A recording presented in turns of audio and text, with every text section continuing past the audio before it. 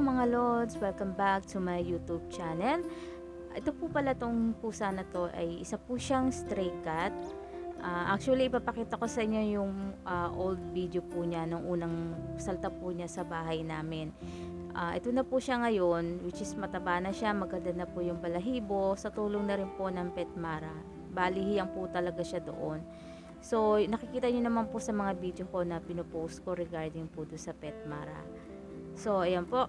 Samahan niyo po akong kilalanin ang pagkatao po ni Mengay, ang aking pusang makulit at malambing.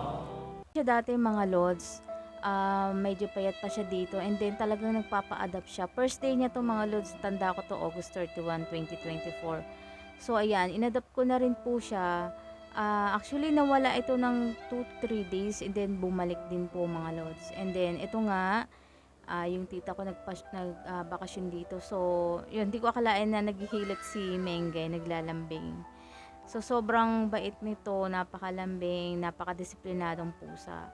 And then, napansin nyo nga dito, medyo nananaba na siya dito. At tinatry po namin na manood siya ng palabas sa cellphone. Ayan, naaaliw naman po yung si Mengay.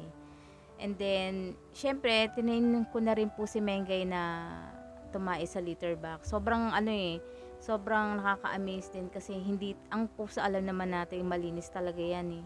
Hindi yan basta-basta tumatae.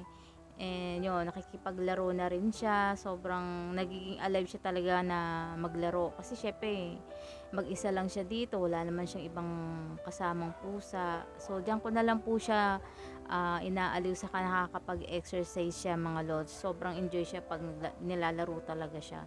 At ginugroom. And napakaganda talaga na kapag may alaga ka rin pusa sa bahay. Ito nga napakalambing niya. Tinawag ko siya dito mga Lods and then pumunta siya sa akin. Yun.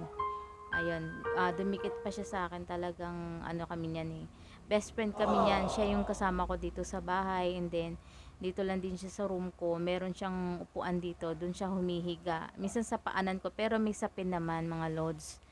So ayan, bali swerte din kami kasi kapon na to mga Lods, si Mengay. So thank you din at sa amin siya napunta. Aalagaan ko talaga si Mengay kasi napakabait niya. And malakas din siyang kumain talaga. So sa may mga alagang pusa at aso dyan, mahalin lang po natin. Ang sarap maging for parents po sa kanila. Maraming salamat po sa panonood. And God bless po. Bye! For today's guys, don't forget to hit like and subscribe and hit the bell button para lagi po kayong updated sa mga ina-upload kong video. And sabi nga is everything is a good day. Thank you guys. Bye!